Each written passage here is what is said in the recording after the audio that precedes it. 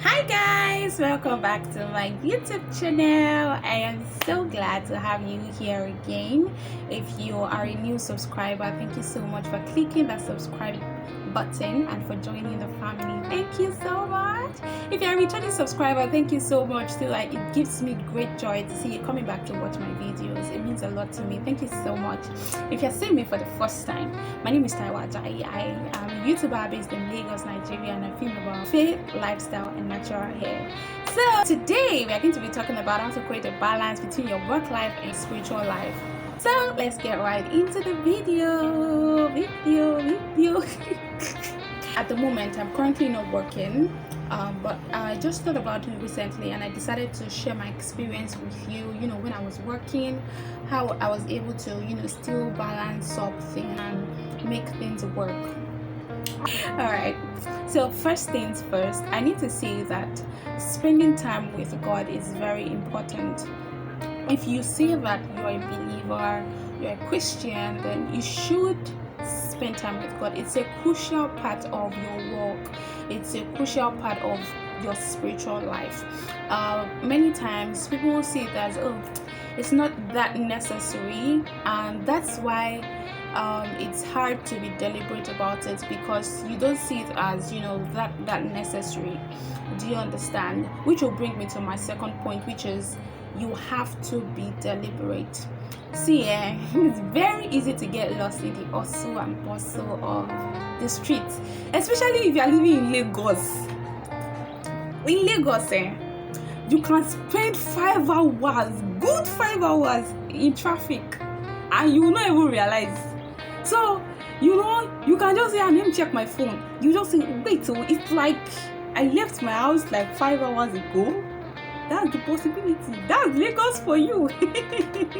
So it is very, very possible for you to just get immersed in how busy the world can be, that you actually forget or neglect crucial things like spending time with God. It's a thing, it can happen. So you have to be deliberate. You have to tell yourself that because this has to be, because this is important, then I would be deliberate about it. I would put up a structure to help me. For instance, if you are a student and you are graduating, let's say in the next 6 months, you have final year project to work on, and without that final year project you cannot graduate. I mean, everybody knows that, yeah? So because you know that it is very important, because you know that is like a ticket for your graduation, even if you have 1 million things to do, you will still find time to work on that project. So knowing that this thing is important would help you to be deliberate about it. So first thing, know that it is important. Secondly, be deliberate about it. The third thing is for you to have a structure. I always say this because for me, that is one thing that made a huge difference in my life. Like I said in one of my previous videos, when I talked about 5 growth lessons that my hair has taught me, I mentioned that I used to be very, very directionless with my life. I didn't have structures put in place, for certain things. I just took a day as it came, no to-do list, nothing. But when I started to put structures in place, there's been a lot of difference for me, guys. And one thing I noticed also is that I hate to not tick all the boxes. So if I write down that, okay, this is what I want to do today, because at the end of the day I don't want to see that I could not tick everything.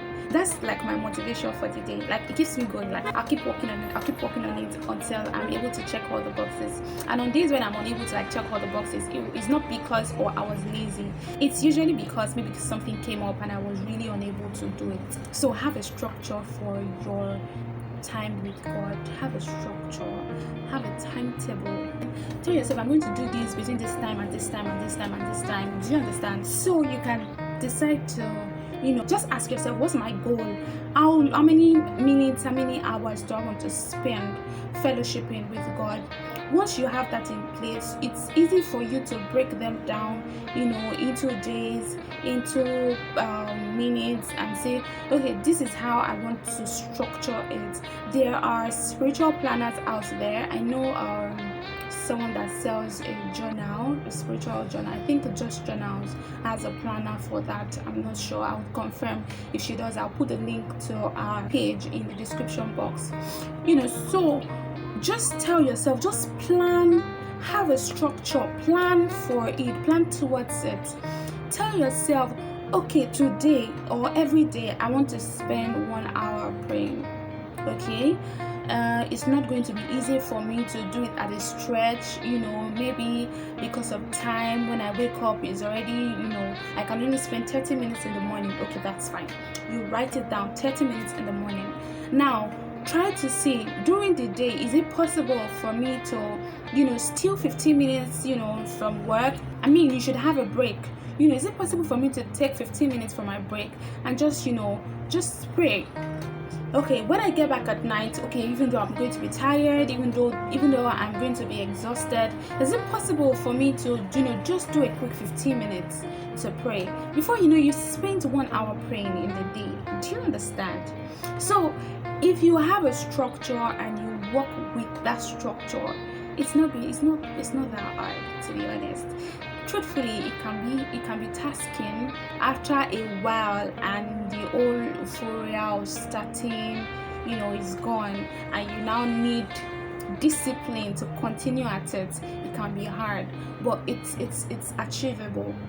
It is achievable. So first things first, know that it is crucial. Second thing, be deliberate. Third thing, have a structure. If you need to get a planner, if you need to buy a journal, if you need to set alarms that will remind you. I have alarms for every single thing. If I want to wash clothes tomorrow, I'm going to set an alarm today that I want to wash clothes tomorrow, so that I will not forget and say, oh, it's because I forgot. Do you have alarms? So set them. Do you understand? So have a structure. That's important. The fourth thing that I'm going to talk about is build a consciousness of God around you. One way to do that is to make sure that your surroundings remind you of who you are. Do you understand? I don't know if that makes sense to you. Make sure that in your surroundings remind you. On my wallpaper, I have my prayer guide. What's the word? I have like my prayer structure as my wallpaper. Sometimes I take it off, I use my picture, but most times I put it back there. So when I pick up my phone in the morning, what I see is my prayer timetable. I see Monday, the things that I'm praying about on Monday, and Tuesday, the things that I'm praying about. I have it there on my wallpaper, on my bed or by my bedside. My Bible is there, my prayer journal, my Bible study journal is there. So it's around me. When I wake up in the morning, I see my Bible, I see my devotional, and just play music in the background. It builds that consciousness around you. So you may not even be doing anything spiritual, but there's a song playing in the background. Before you know it, you're just praying, muttering under your breath. So building a consciousness of God around you helps a great deal. So let me use final year project as an example again. If you're in your final year and you have projects to work on, you may forget sometimes, when you are in the midst of people who don't have projects to work on. Maybe you are in the midst of 100 level students who are just getting in, they are not thinking about their projects, nothing, and spend the whole day with them. You may not remember that you have projects to work on. But when you're in the midst of people who are also who have a target, who have a deadline, this one is working on our project, this one is working on our project, everything about you is reminding you of your projects. Trust me, you'll be forced to pick up your laptop and start working on your project. Do you understand? So that's what building a consciousness of God around you does for you. When you wake up and you see your Bible, you see your devotional, you see your sticky notes or whatever it is that you plaster around your bedside. When you wake up, you pick up your phone, you see your prayer timetable as your wallpaper. Somehow it reminds you that there is something that you need to do. You need to spend time with God. You need to remind you that you need to spend time fellowshipping. You need to spend time in the place of prayer. You need to spend time studying. It works. It really works. Try it. Lastly, I would say that when you have free time, try to spend it with God. Pray, study the word, just sing, just enjoy, bask in the presence of God.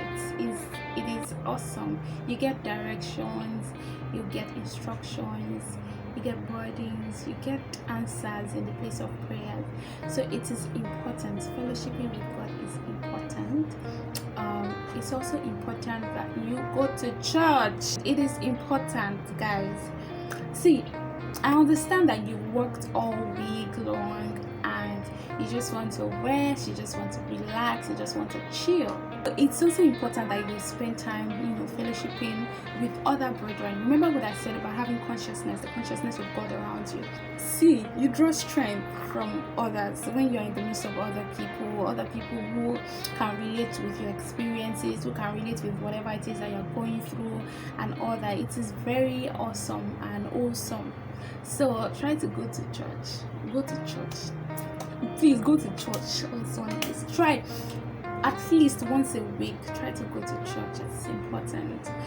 Thank you so much for watching. If you have come to the end of today's video, if you have any question or any contribution, if you have anything at all that you'd like to add, please leave it in the comment section and just leave me a comment. I would appreciate it, and like this video and share with your friends so that more people will subscribe and the family will increase. Thank you so much for your time. See you in my next video. Bye.